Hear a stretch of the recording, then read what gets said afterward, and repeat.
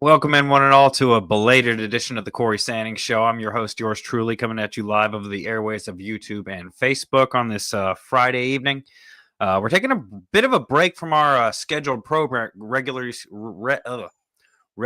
scheduled program today. We're going to be looking at a topic that's endeared this country for now 3 decades, as of today, as of this morning, really.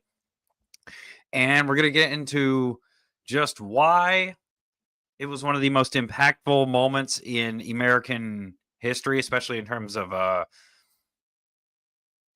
country's history of racial divide, but also one of the most potent moments in the history of the country, to where one of the probably handful 5 moments that people that were alive and remember exactly what they were doing when the O.J. Simpson verdict came down. And I just gave away the topic. We're going to be getting into the 30th anniversary of O.J. Simpson's acquittal. Of course, O.J. Simpson in 1994 was accused of the brutal murders of his brutal homicides involving his ex-wife, Nicole Brown, and her friend, Ron Goldman. Ultimately, after a fiasco of a more than year-long trial, about 9-month-long trial, he was found not guilty on October 3rd, 1995. And of course, we all know what happened after that. But before we get into all that, we're going to get into today's sponsor. Obviously, got to pay some bills. Come to you from Clean Eats Knoxville. As those of you that know, I struggle with meal prep just because I do not like to cook. It's one of my least favorite things to do. I'm not the worst at it, but at the same time, I just think I could be filling my time doing other things. But Clean Eats makes it easy because they do the cooking for me. All you have to do is go to the website every week. There's a new menu every week. It rotates. You're not buying the same old things unless you do go to the frozen grab and go section and you want to get some of the popular classics. That's your choice. Head to your nearest Clean Eats. My favorite, obviously, is the Knoxville Bearden location. And this is this week's menu. We've got some carnitas tacos. You're getting your Mexican kick in. Sweet chili chicken mac and cheese. Every week they have a different type of mac and cheese. Different cheese type, usually different sauce, different type of meat. This is this week's version. You have gnocchi with meatballs, and I love this. This is one of my personal favorites. Obviously, I do love Italian food. Pepper and onion steak, good classic. Cheesy bacon, chicken, loaded potatoes. That's what I'd be eating on a Sunday if I wasn't focused on my calories and my macros. Chicken and egg bowl, obviously your breakfast option this week. Go down, premium surf and turf. Oh, definitely. Might get 4 of those. Got a loaded beef taco pizza. Obviously, your Buckeyes, Clean Witches, Energy Bites, dessert bars, Uncrustables, what they call protein PB&J sandwiches, and then your protein powder if needed. Obviously, you just hit continue, and then you're free. Well, please enter a quantity, I guess I should say first. But then you're free to go and free to get what you want. Clean Eats. It's not a diet. It's a lifestyle. All right. Real quickly, though, to return to our scheduled program for a bit, for those of you that follow the Baltimore Ravens, today it was announced that former Raven Arthur Jones passed away at the age of 39. Those of you that remember, Arthur Jones was a big part of the Ravens Super Bowl team in 2012. Lord have mercy if I can talk tonight. And this is a statement from Ravens GM Eric DaCosta. We are terribly saddened to learn of Arthur Jones' sudden passing. Arthur's presence was a gift to everyone he encountered. His big, bright smile, infectious energy, and eternal positivity created a presence that continuously uplifted others. He was kind, courteous, and enthusiastic, always displaying a love for family, teammates, and friends. We send our deepest condolences to the Jones family and all who loved Arthur. I send out the same condolences. I still remember Arthur Jones very, very fondly to this day from recovering 2 big fumbles in 2 straight games in that AFC Championship game against the Patriots, as well as in Super Bowl 47 against the San Francisco 49ers. Would go on to leave Baltimore after the 2013 season, but remained active in the community since, much like Torrey Smith, Anquan Bolden, guys like that. Just another member of that Ravens championship team, gone far too soon. Of course, the most recent was Jacoby Jones. Even before that, a member of the Ravens 2000 Super Bowl team, Tony Siragusa, we call him Goose, passed away. It just makes you such a young age, 39. I turned 29 in December. I'm not that much younger. It makes you question your own mortality at times. And it makes you really cherish every day when you wake up to attack it like it's your last, because it very well could be. No news is known yet of what caused Jones's death, but unfortunately, former Raven Arthur Jones dead at 39, and our condolences obviously go out to him here at the Cory Standing Show. Obviously,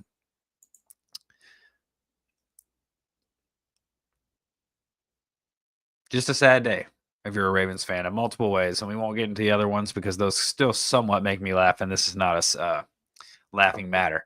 But getting into the topic of today. For those of you that don't know, those of you that lived under a rock, those of you that, I mean, even if you weren't alive, such as I, you still have heard the story, and you've definitely seen the documentary, either that or the FX series, either that or the countless other documentaries since. There's one recently came out on Netflix called American Manhunt.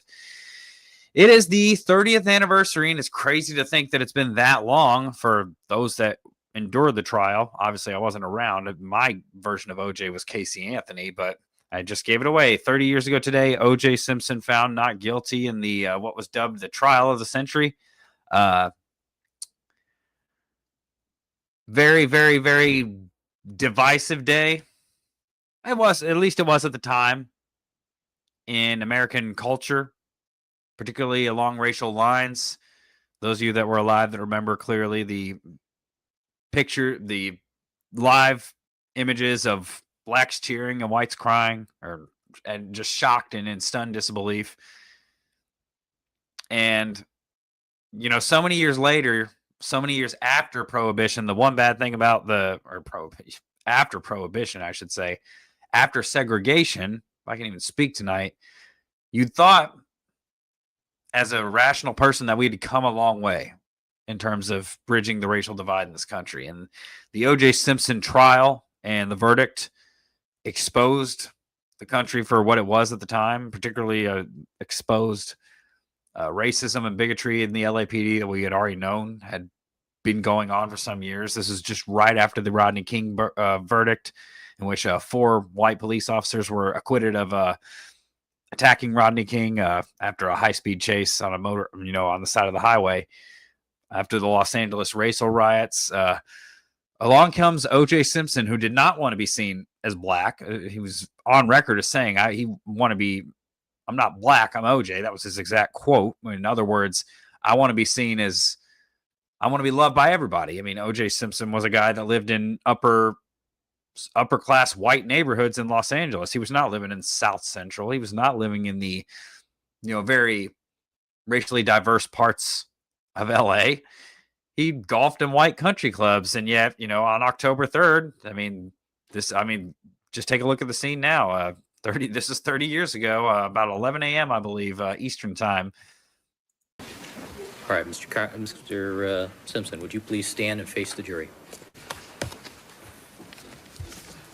Mrs. Robertson.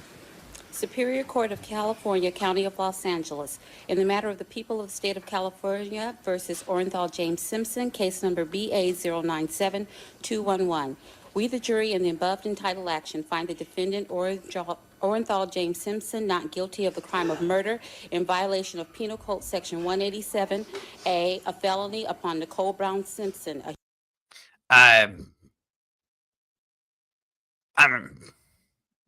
Just as anyone else. I mean, you can't help but feel, when you look at it objectively, the sort of release and anguish on the opposite side. Not necessarily because they were happy that OJ had been acquitted, but that it seemed that the justice system finally worked in favor of a black man that was on trial for murdering 2 white people, of all things. Finally seemed like they got one over on the LAPD, who had a history of racism and a history of bigotry, and it was well documented, and it was real. It really was a real thing.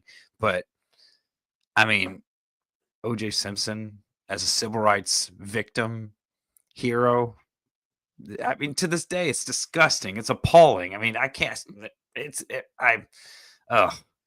but anyway, back to the scene. Obviously, you get into the moments of, just a little bit after that of Kim Goldman sobbing in her dad's hands, shocked and stunned at the verdict. The look on Fred Goldman's face said the same. Prosecutors staring the jury stone cold right in the face, because, I mean, they might have saw it coming at that point, but to actually think that it actually had happened and gone down that way.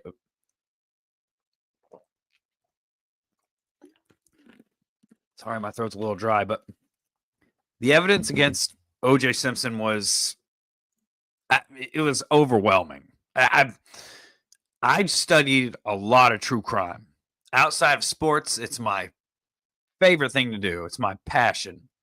It's why I chose to try to go back to law school, because I want to be in a courtroom fighting these cases, arguing these cases in front of a jury. The itch has never gone away. But the evidence against O.J. Simpson was overwhelming. Evidence at the crime scene. He practically left his business card there. There were blood drops to the left-hand side of a bloody size 12 bloody shoe prints. Turned out to be size 12 bloody shoe prints left by a rare Italian size 12 Bruno Mali Lorenzo boot. O.J. Simpson was later, not in the criminal trial, but in the civil trial, found to have more than 30 photographs of him wearing those Bruno Mali shoes at a Buffalo Bills game in New York. Of course, OJ, when asked about them in the civil trial on the stand, said they were all fakes, but this was 1996, 97. I don't think Photoshop was that prevalent back then. If I don't even know if it existed. To the left-hand side of those bloody shoe prints walking away were 5 blood drops. And there were blood drops on the back gate as well. All of these blood drops had O.J. Simpson's genetic markers. The blood on the back gate matched Simpson at a rate of 1 in 170 million. Of course, Barry Scheck and defense Johnny Cochran will later go on and claim that the blood was planted, which obviously we all know didn't happen. It's just impossible for a conspiracy like this to actually have taken place, given how many people would have to be involved that didn't even know each other before that night. Keep that in mind.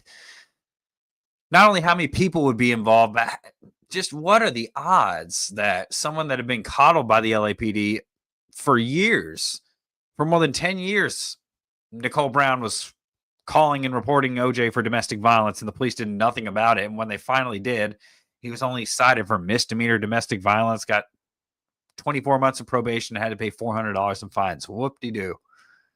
Whoop-de-doo. But I mean, I don't think you could put it any better than what former OJ prosecutor Bill Hodgman famously put it in OJ Made in America when it comes to that blood. It was not planted. I mean, quite simply, that was Simpson's blood. You can't put it any more simple than that, as he just said. Man, I mean, people would go on and say that this blood was sprinkled on the crime scene because out of the test tube out of the collection tube that they took from Simpson's arm, which was impossible because it was already collected before they'd even drawn the blood from OJ's arm. But not only that, there were hairs and a knit cap found at the scene that microscopically matched OJ Simpson's hair. There were hairs on Ron Goldman's shirt that were microscopically identical to OJ Simpson's hair. There were carpet fibers on both Ron and Nicole that matched O.J. Simpson's Ford Bronco. There was a left glove at the crime scene that was stained in blood. O.J. had a massive cut on his left hand when he returned from Chicago the next day. Where were the blood drops to leaving the crime scene? To the left of the shoe prints. And then not only that, there was a mess of blood in his Ford Bronco that had matched his blood, Nicole's blood, and Ron's blood. And the most damning thing about that, of course, there were people at the time that tried to say, why wasn't there more blood in the Bronco? Why was there any blood in the Bronco? And I think it's been shown many times, despite how much Nicole bled out onto the pavement, that you could commit this murder and be relatively clean after, you rush home and try to avoid the limo driver. You throw your clothes in the washing machine that were never collected. You half-assly tear open a first aid kit. You leave blood on the floor of your house and in your shower and in your sink. I mean, and on your socks at the foot of your bed. I guess that's how you clean that up. But how was Ron Goldman's blood in O.J. Simpson's car when O.J. Simpson never had met Ron Goldman before in his life? I mean, did he join in on that famous trip to McDonald's with Kato Kalin that night? Is that what we think happened? Is that what we think happened? Maybe. You know, maybe when OJ just happened to run into them in public when or happened to see Nicole at Mezzaluna and Ron waiting on her there in public. Who knows? Maybe that happened and they just became friends because he was waiting on OJ's ex-wife while OJ was making constant threats toward her, and there were constant. There's actually been voicemails discovered of him threatening her around this time. And not only that, as I mentioned, the evidence at the crime scene showed just that the killer walked away. The front door was open. There was no sign of entry. The bloody shoe prints did not point into the house. There were still candles lit, and a bath ran. Obviously, OJ was known for stalking Nicole, for peeping in her window. He had done that before, even when she had been with previous boyfriends. And that night, I think it just honestly must have come to a head for him. I've always said what I think happened is that the older I've gotten and the more I've thought about it, I think OJ went over to that house. The evidence shows that he clearly went over there, parked his Ford Bronco in the alley behind the house. I think he went there because the last time he was seen, he was wearing a dark sweatsuit by Kato Kalin. Was after the McDonald's run. He was just, Kato makes his way back to his bungalow. OJ's just standing there by the Bentley. And then after that, I think he jumps in the Bronco. Obviously, he's knit cap. He's got the Bruno Magli shoes on. He's got the dark sweatsuit on because fibers from a dark cotton sweatsuit were also found at the scene. Goes over there with a knife. There was evidence that an empty Swiss Army knife box a large Swiss Army knife was on the edge of the bath in the maid's half bath in the house. Roughly 3-inch long blade or lock back blade. I think it might have been 4. And none of the knife wounds were more than 3-4 inches. The ones that were compression wounds. And he went over there, and I don't know. I can't say that he went over there to kill her because I never wasn't in his state of mind. Would it have surprised me if he did? No. But I think he went over there either to kill her or to cut her tires and spy on her before he left for Chicago because, he was known to do that. Tell her he was leaving earlier than he actually was. And he just pop up at random places. And they have a confrontation. Ron Goldman just returning Nicole's mom's eyeglasses from the restaurant that she had called and asked, and he said, hey, I'll take them back. I'll just drop them off on the way home. Wrong place, wrong time. Well, not on the way home. It was actually after he was going to go out with for a night with his friends and just happened to come in at the wrong place at the wrong time. Those of you that remember the trial, remember there was a witness that claimed he heard someone yell, hey, hey, hey. If you put 2 and 2 together, I think that's probably why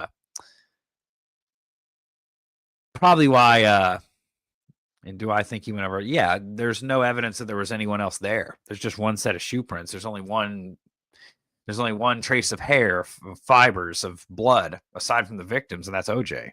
There was second person there. There have been evidence of that, but yeah, the evidence was overwhelming, and not to mention, I haven't even gotten to the right-handed glove that was found on his property behind Cato's bungalow. You'd heard, 3 loud thumps on his wall, roughly around the same time, right before Alan Park, the limo driver, saw a dark figure, OJ's size, dressed in all dark clothing, go into the house, and the lights come on, and all of a sudden, he picks up the intercom and said he was sleeping. But, I guess sleeping means killing 2 people. But the evidence was overwhelming, and yet Johnny Cochran, did some brilliant lawyering. The prosecution had a couple slip-ups. I think most of us, the most known slip-up was the the infamous glove demonstration. But actually, we're going to break down the glove demonstration. I'm going to point out to you it's not quite what the pro OJ crowd makes it out to believe. We're going to take a look here, and then we're going to react on the other side. Is there a model or style of glove that you shipped to Bloomingdale's exclusively? Yes. Ms. Vimage, who are you employed by? Bloomingdale's. Let me show you the glove that has been marked. Item number 9, the Rockingham glove. And this glove is exclusive to Bloomingdale's? Yes. Okay.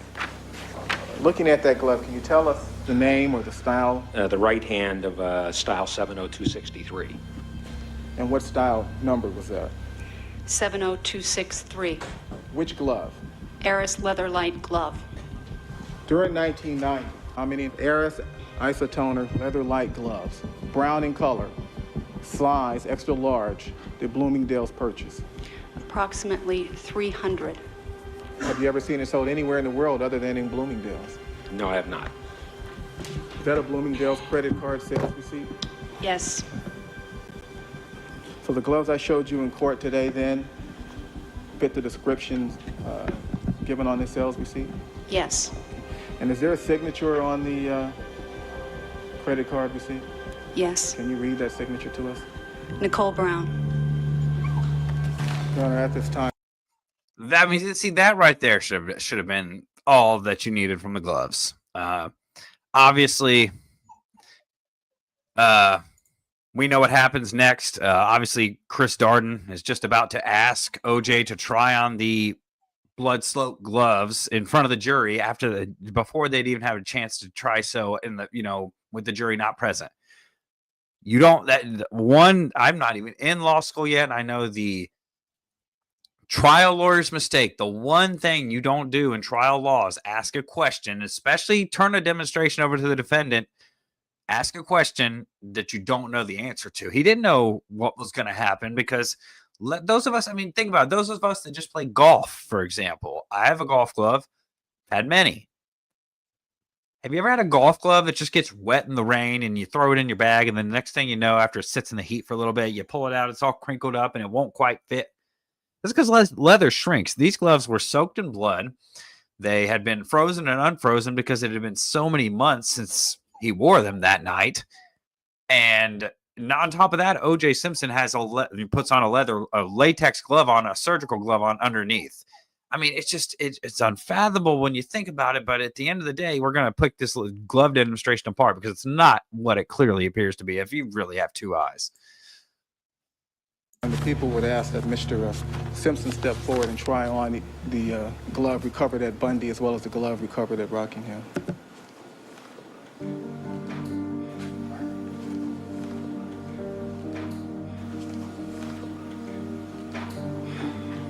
And I think so the jury can see, I'll ask Mr. Simpson to stand.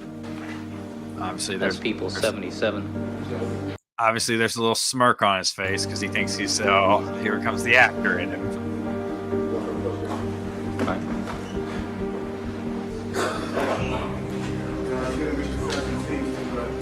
Have a problem placing the glove on his hand. And first off, you can look and see that glove clearly fits. Clearly, it's a little bit shrunk, yes, but he doesn't want this to fit. Keep that in mind. Why would he want it to fit? Oh, hey, here's the murder glove. It fits. It was mine. Put two into common sense tells you. I would, if I was in his situation, I'd do the same thing. Sustained. But yeah, obviously there he is, pulling at the glove as if he wants this to work, and clearly we all know that he doesn't want this to work. Is that the right-hand glove? You can't blame him. But at the same time, it's just honestly a joke because he put on a pair of these gloves that were brand spanking new a week or two, less than a week later, and they fit perfectly. And but I can't believe it. You sit here today and you're like, you can't believe that Chris Darden did this. And this is unfortunately what he went down to be, what he is most known for in his career. No matter what he did before, after, he's going to be known as the guy that put on the gloves on O.J. Simpson, and the gloves appeared not to fit. But obviously people look at that as the moment that swung the trial, potentially, swung the jury. When in reality, I think it more so had to do with, aside from the prosecution making several mistakes, you don't introduce the Bronco chase evidence, you don't introduce the inconsistent statements that Simpson gave to the police after the day after the murders, in which he gives at least 3 or 4 stories about how he cut his hand. Think about this. He can account for a lot that apparently happened that night, chipping golf balls. He says he was doing. He says he was walking his dog. But he can't account for how he got a scar-producing cut on the middle finger of his left hand that same night. He doesn't know how. And he brings up like 3 different stories. He says, I don't know. I have no idea, man. I remember every single time I've cut myself, and not a very deep. If you've seen the pictures of his left hand, especially that middle finger, it was a deep cut, and he doesn't remember how he got cut. Says he broke a glass in a Chicago hotel room where there was, he threw the glass to try to make an alibi. There's no blood recovered from that sink or from anywhere in that hotel room. But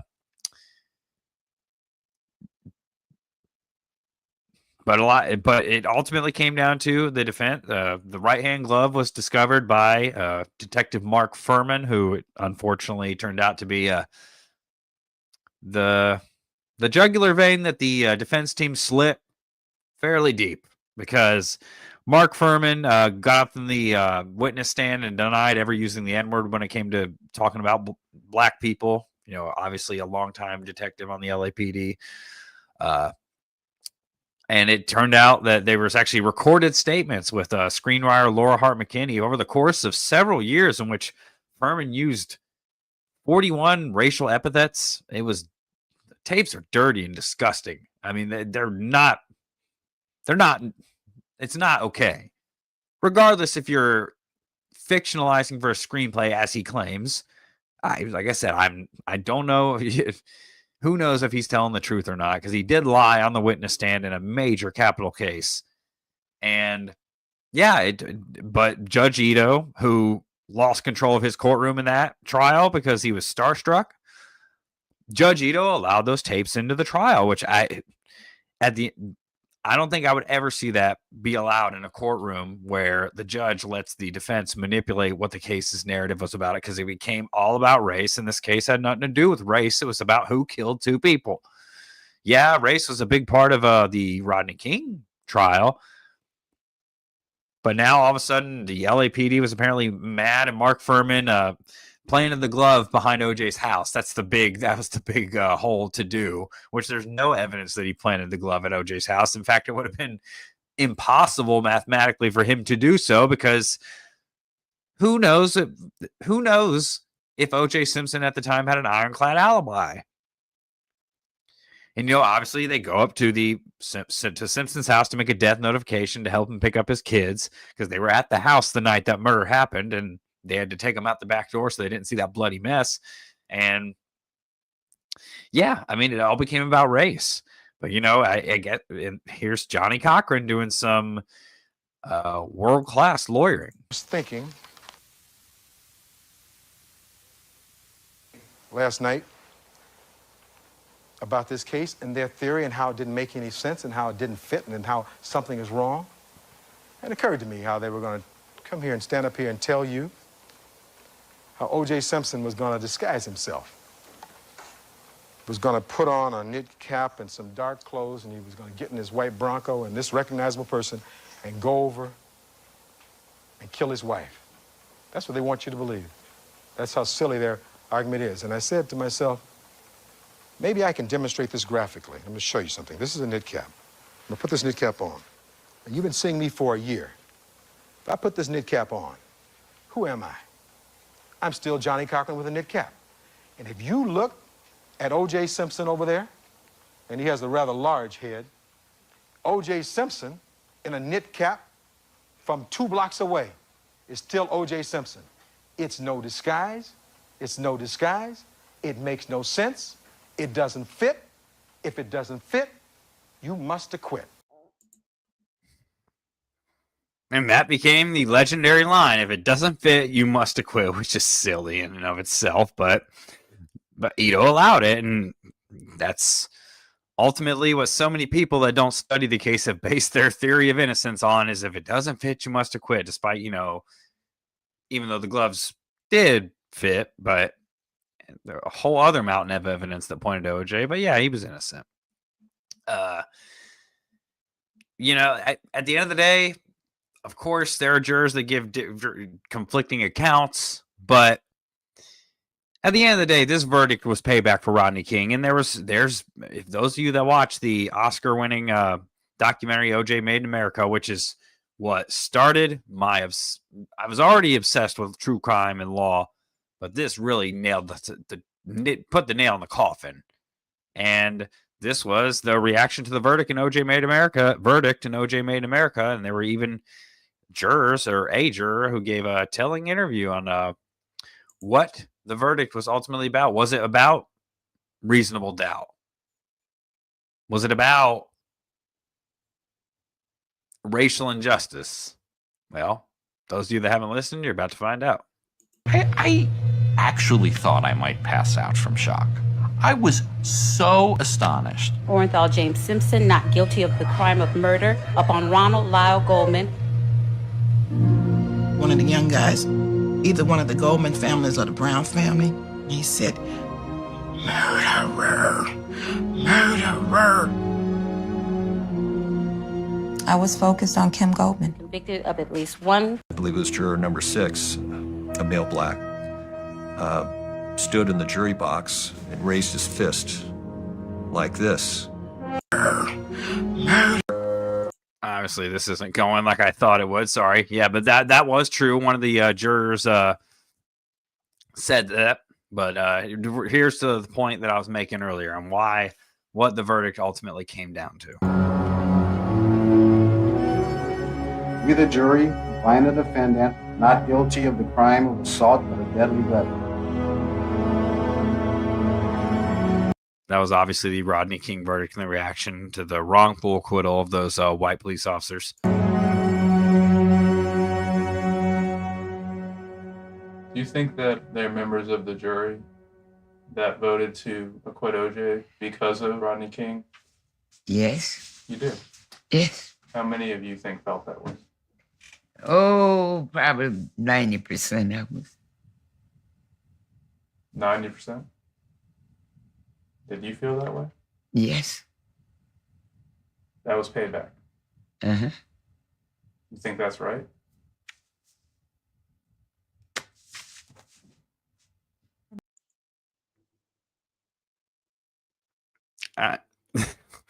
When you you acquit someone who's so obviously guilty of double murder, and your reaction to is that a question of is that morally right is just even she can't say that was right because it wasn't. But let me make something very clear. Part of me morally from a distance understands why they would feel that way, even with the overwhelming evidence that OJ obviously was guilty. I can't pretend to know what they went through or what they've ever gone through because just a white guy. But when you really study this thing hard and you really look into the racial animosity between black people in Los Angeles and the Los Angeles Police Department for decades, since the 1960s or probably even before that, you can see why a jury of majority blacks from downtown Los Angeles would feel that way. It doesn't make it right, but you can still understand it. It's a double-edged sword. It's a conundrum. This whole case was a conundrum because it was a circus. And ultimately, it's a shame that it was this guy that benefited from it because OJ abandoned black people long before he escaped into the white world and then tried to use black people to get away from his problems. And obviously, it reared its ugly head in the civil trial in which he was found liable, in which the plaintiff's attorneys did not make the mistakes that prosecutors did in the criminal case, and they presented a much more less is more fine-tuned, short, concise, understandable. He was unanimously found liable, ordered to pay over $33 million, which he never paid. He owed more than $100 million when he died of cancer a year ago. But it was just and then, like I said, unanimously found liable in the civil trial, and then it runs from paying the judgment ever since. And then ultimately he was found guilty. He was convicted of armed robbery in Las Vegas in 2008 for this dumb botched robbery in which he goes back to get stuff that he claims was his property. He was set up and railroaded by the Nevada legal system. We all know that. I think they just stuck it to him and said, "Hey, California, this is how it's done." But it doesn't make it right. And even 30 years later, even now that Simpson's gone, almost every big time player from that trial is gone. It's long in the rear view. It's still a controversial topic, and it's a stale, old, easily seen through crime. There's not one exculpatory piece of evidence in this case. It's all points to O.J. Simpson, and it still does as much now as it did 30 years ago when he somehow walked out of court a free man. And this case still divides people among racial lines. It's come around in recent years and recent decades, as you know, we've gotten further away from that level of animosity, or at least that time period. Obviously, racial injustice is still very real, and it's very unfortunate. But it's also very unfortunate that O.J. Simpson, of all people, benefited from it. And then 2006 rolls around, and he pens this hypothetical confession. If I did it, I read the book. It was unbelievable. And he records this interview in 2006 with Fox. What innocent guy? Show me one innocent person that pens a hypothetical about, if this is how I would have killed my former wife and the mother of my two youngest children. This is how I would have done. I didn't do it, but this is how I would have if I did. And then obviously, those of you that tuned in when that Fox interview finally aired, saw OJ for what he really is. Narcissistic, sociopathic murderer. Hate to sound so dramatic in that title, but I can't think of another title for it. O.J. Simpson treats himself like he's the victim and everything, and that he does no wrong. Let's watch some clips from this 2006 interview, and we'll react to them as they go on. And like I said, who just watch how he reacts, how he tries to emphasize that this is a hypothetical. He looks away. His body language is very much closed off, and he lapses into third person or first person. He lapses into first person on several moments. Let's just get into it. Charlie. This guy Charlie shows up, the guy who I had recently become friends with, and I don't know why he had been by Nicole's house, but it told me you wouldn't believe what's going on over there. And I remember thinking, well, whatever's going on over there has got to stop, right? I remember thinking that everything's going on that's going on over there has got to stop. I mean, he's sitting here giving it to you plain as day. He remembers, and obviously there's no Charlie. I mean, OJ sits and has talked about his life, and this interview he's talked about many different aspects of his life. Never brings up a guy named Charlie until this hypothetical confession comes out, and all Charlie is OJ trying to escape accountability. Charlie is OJ. There was no Charlie. There's never been some guy named Charlie. Al Cowlings never said there was a guy named Charlie. His former agent, Mike Gilbert, ever said there was someone named Charlie. And if there is a Charlie, what was Charlie's last name? There was no Charlie, but he keeps, mentioning Charlie in this interview as if he's like, it's just his way of trying to escape accountability. And he already, like he's already said, but let's get back into it. So we kind of hooked up together, and, I'm kind of broad stroking this. We go over, get into Bronco and go over. Let's just go back and do the details. Where did you park? Let's do the detail. You park in the hypothetical in the alley. Right. You park in the alley. Yeah. And you put on a wool cap and gloves. In the hypothetical, I put on a cap and gloves. Right. Yeah. And you reached under the seat for? A knife. I know. In the hypothetical, I put on cap and gloves. See, I mean, he's telling it right now. In the hypothetical, he tries to stress it. If this is truly a hypothetical and you're truly presenting it this way, which who would do that anyway, you don't say it like this. Let's just keep watching. Keep our overhead down, I think. And music was on, and while I was there, a guy shows up. So Ron Goldman comes in the back gate. Yeah, a guy I really didn't recognize. I may have seen him around, but I really didn't recognize him to be anyone. And in the mood I was in, I started having words with him. he says to you, I just came by to return a pair of glasses. Judy left them at the restaurant. Yeah, words to that effect, yes. And he was I don't know if I believed it or didn't believe it. It was pretty much immaterial because, you know, I was more concerned about everything that was going on, you know, and was fed up with it, I guess. And you get into a fight. Nicole comes out. A verbal fight. Got a little loud, and by that time, Nicole had come out, and we started having words about who is this guy, why is he here, what's going on. And she says, this is my house, get the F out of here. Yes, and which I didn't like because, once again, this is the same person, and if you read the book, you'll see some things that happened in the 2 weeks leading up to this that were very, very irritating, you know. And I think Charlie had followed this guy in, wanted to make sure it was no problem, and he brought the knife. As things got heated, I just remember Nicole fell and hurt herself. And this guy kind of got into a karate thing. And I said, well, you think you can kick my ass? And I remember I grabbed a knife. I do remember that portion, taking a knife from Charlie. And to be honest, after that, I don't remember. Except I'm standing there and there's all kind of stuff around and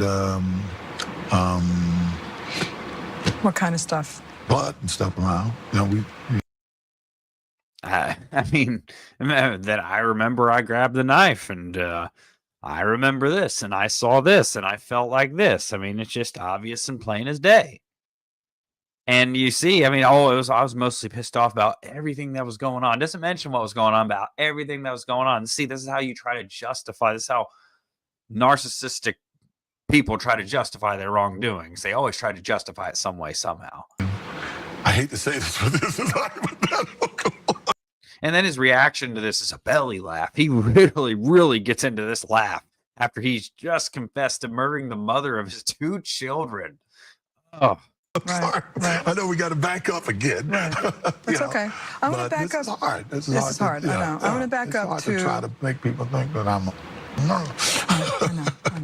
I know. You wrote in the book, I had never seen so much blood in my life.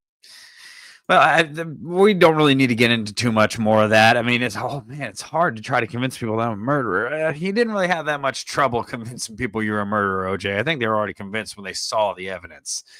So I mean, yeah, that's just the icing on the top of the cake. And then OJ obviously gets out on parole, lives the rest of his days in Las Vegas playing golf and living off his NFL pension that the Goldmans couldn't touch. And the hope for true accountability ended when he passed away. And, you know, obviously he never got him. He never came on camera and gave a full-on confession. Yes, I killed her. There's no hypothetical. It was true. But OJ spent the rest of his days as a pariah and as someone who was trying to reclaim the old fame, and it just never happened. Obviously, he had to run from the civil judgment, so he tried to relocate to Florida. You know, and then everything went even further downhill after that. And ultimately, the topic of the show, the secondary topic of this show, though, is why did that inspire me to go to law school? It inspired me to go to law school, or to put that on, you know, as a possibility if the journalism career didn't pan out, which obviously it did not, because I'm good with words and I'm good at forming an argument, and I'd like to put people behind bars that deserve it, regardless of who they are. If it's crooked cops working in an SID unit, if it's criminals like OJ that deserve to be put behind bars because they're just terrible ass people, I want to make a difference. And obviously, you know, you're a bit more financially motivated when you made the money that I made in journalism, which we'll save that topic for another show. But it was what the roller coaster, it was the start of the roller coaster. And I figured it was finally time to plunge down that hill and go for it. And that's why I'm going to document my law school journey a bit on this. Obviously, those of you right now know I'm in the preliminary stages of studying for the LSAT. Those of you that don't know what the LSAT is, it's the law school admissions test. It's how you get into law school. Got to get a good score on that. We're aiming for 165, which is the 90th percentile. The first time I took it, I got around a 160, but I'm trying to get as high as possible so I can put myself in a position to succeed and get into the law school that I want. Obviously, those of you that know me know which school that is. It's my alma mater. We'll keep that a secret, and we'll keep trying on that until it does or does not happen. But let me know in the comments what you think. Was OJ framed? Did he have an accomplice? Did he do it? What do you think? And has the racial gap, statistically it is shown, do you feel like the racial gap in this country is narrowing or expanding?